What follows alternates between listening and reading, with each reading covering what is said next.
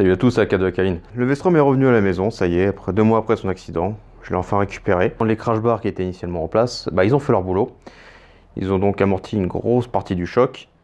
Ils sont vraiment irrécupérables, il faudrait recentrer, il faudrait faire un boulot de malade, c'est vraiment pas intéressant à faire.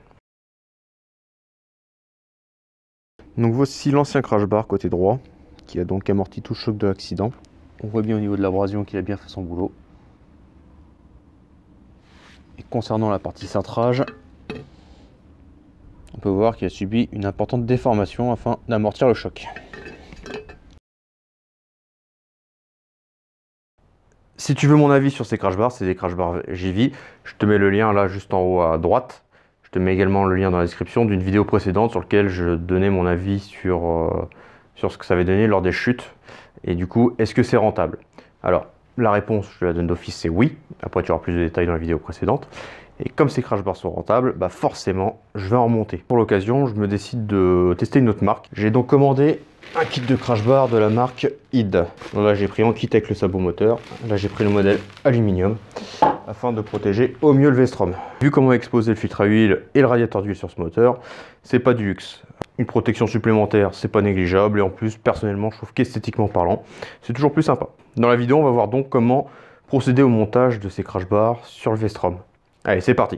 Ça va venir se placer ici, d'accord? Ça va se placer sur les 2 points qui sont là. Ça va se placer là, et les barres se raccorderont ici, au niveau de ce tube-là, sous l'échappement.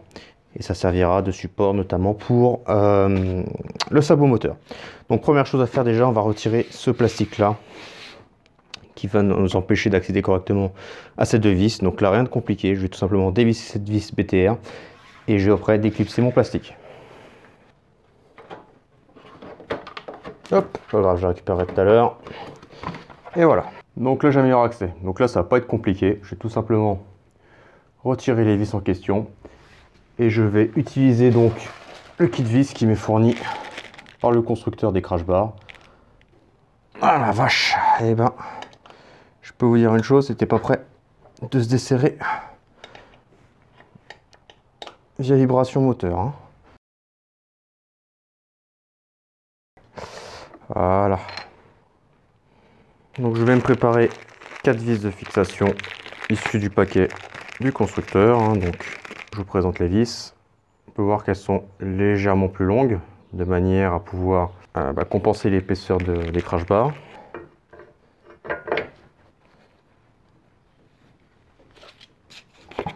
Hop, voilà. Et donc placer mes vis. Je fais contact et quart de tour afin d'assurer un bon serrage des vis. Voilà. Je vais tout simplement ensuite remonter donc mon cache plastique en respectant les ergots à leur place, comme ceci. Voilà. Revisser ma vis. Alors, il faudra jouer avec les crash bars, c'est-à-dire, je suis obligé de passer dans le crash bar comme ceci pour revisser. Donc attention à ne pas le rayer bêtement. Voici le résultat, on vient de fixer ce crash bar de ce côté. Je vais faire exactement la même chose de l'autre côté. Particularité, ça va être ici. À mon avis, le tube va venir s'emboîter. Mais sinon, l'opération est strictement identique. Donc je vous en dispense. Hein. Donc là, je passe au montage de l'autre côté, puis on se retrouve tout de suite après. Ok, donc je viens de faire le montage de l'autre côté. Petite erreur de ma part, donc les deux extrémités ne vont pas s'emboutir l'une dans l'autre. En fait, une pièce comme ceci est fournie afin de venir faire la liaison. Et je vais tout simplement donc venir placer cette pièce sur les deux tubes. Donc je mets de la graisse des deux côtés, j'hésite pas. D'accord, le gras c'est la vie, on en met plein. J'ai fait une grosse boulette. En fait, il faut tout simplement pré-emmancher ça dans une des deux barres et seulement après venir fixer. Donc j'ai vite fait démonter et corriger le tir. Ok, donc là j'ai desserré un peu. Normalement, voilà. Il y a assez de jeu pour que ça passe. Je resserre mes vis de crash bar, puis je vais serrer ces vis là et le tout sera monté. Et parfait. Là, les crash bars sont en place, c'est bien costaud, c'est bien solide, ça tient bien la moto. Si je secoue cette dernière, c'est elle qui bouge. Donc là, on va passer au montage du sabot moteur.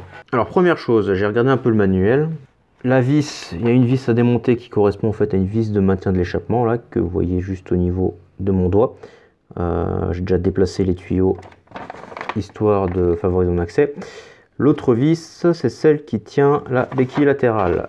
Donc si elle tient la béquille latérale, lorsque je vais la démonter, ma moto ne sera plus tenue. Donc première chose à faire déjà, mettre la moto sur sa béquille centrale.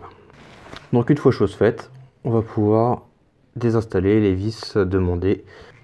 Donc désolé, hein, j'ai pas de meilleur angle de vue avec mon support. C'est cette vis là qu'il va falloir retirer. Là, ça n'a jamais été démonté, donc on va mettre un petit coup de WD. Parce que je vais réussir à le démonter. Et ça bouge. Hop, première vis retirée. Donc un petit peu dur à retirer puisqu'elle est fixée au frein filet. Là, je ne vais pas pouvoir garder la vue comme ça durant le démontage puisque mon support ne me le permet pas. J'étais obligé de déplacer manuellement ma caméra de la sorte.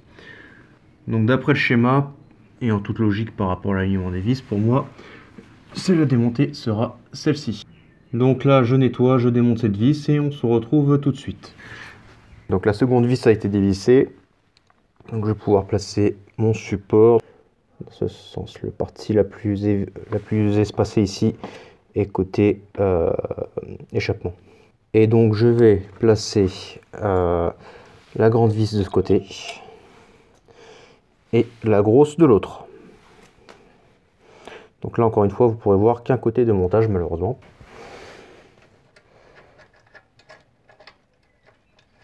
Mais écoutez, c'est plutôt bizarre parce que je devrais pas avoir autant de jeu en fait. Peut-être que la patte va se plier en fait en serrant. Vu que j'ai un doute par rapport au support arrière, l'écart et compagnie, le plus simple, ça va être de mettre le support avant. D'accord.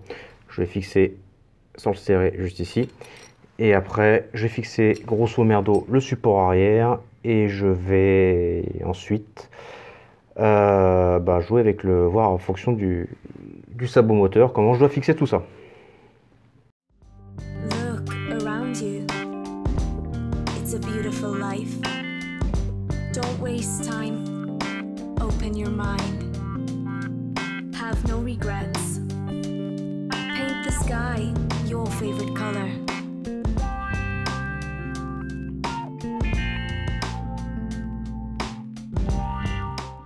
Le sabot moteur est grossièrement posé maintenant.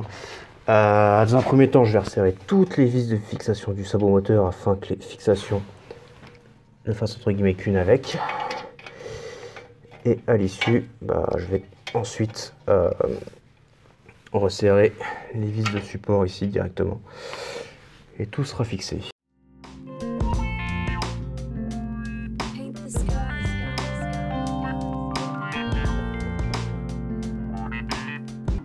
Comme j'espérais, la patte se plie et vient au contact. Donc là, je n'aurai pas la place pour passer les outils. Ce que je vais faire, j'ai bien serré ici afin que ça ne bouge pas. Conserver mon réglage. Je vais desserrer le skid plate. Je vais revisser la vis de l'autre côté et je vais remonter le tout. Et on en aura fini.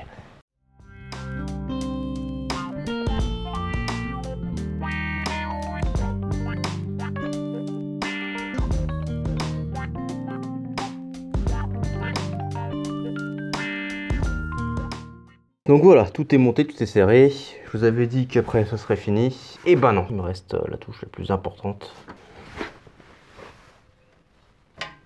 Les cache-boulons. Et ouais. Mon sabot moteur est en place. Et donc voici le résultat, une fois l'ensemble monté sur la moto. Bon, esthétiquement parlant, c'est pas mal du tout. J'aurais aimé que le sabot moteur remonte un peu plus sur les côtés. Juste pour le point de vue esthétique, hein. D'un point de vue pratique tel qu'il est, c'est parfaitement suffisant.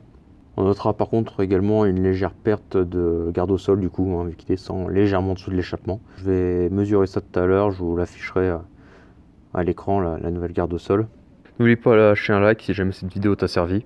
Et également à dire en commentaire ce que tu penses de ce kit là, si toi tu en as un autre, soit pour un aspect pratique ou esthétique. Je t'invite également à nous rejoindre en t'abonnant à la chaîne pour suivre la suite de nos aventures et la suite de nos tutos. Là au moment où je te parle avec le confinement c'est un peu compliqué mais on aime bien prendre des photos de l'extérieur, des belles photos qui mettent en valeur les paysages, nos passions. Si tu veux les voir, rejoins-nous sur Instagram ou Facebook. Les liens sont dans la description.